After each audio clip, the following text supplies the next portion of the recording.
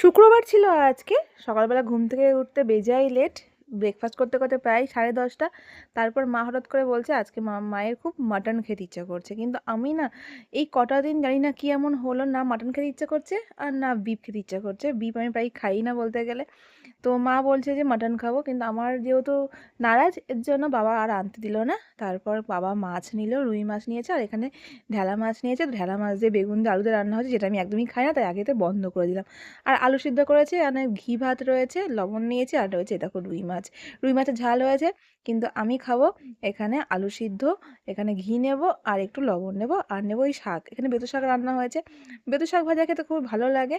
আর আমার এখন একটু এই শাক ভাজা খেতেই আর আলু সিদ্ধ খেতেই বেশি ভালো লাগছে। জানি না কেন, হয়তো শীতের বেলা বলে এর জন্য, আর নাকি আমি বাচ্চা হয়ে গেছি জানি না। তবে এই শাক দিয়ে মেখে, আলু দিয়ে মেখে, ঘি দিয়ে মেখে এত সুন্দর লাগছিল টেস্টটা, কি আর বলবো।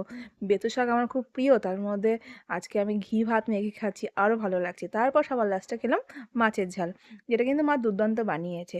আজকের ভিডিও এইটুকুই। ভিডিও ভালো লাগলে অবশ্যই লাইক কমেন্টস করে পাশে থেকো। তোমরা জানিও আজকে তোমরা কি খেলে শুক্রবার স্পেশাল দুপুরের লাঞ্চে। আর আমি তো আজকে সাদা মিঠাই খেলাম। ভিডিও ভালো লাগলে লাইক করে পাশে থেকো আমার।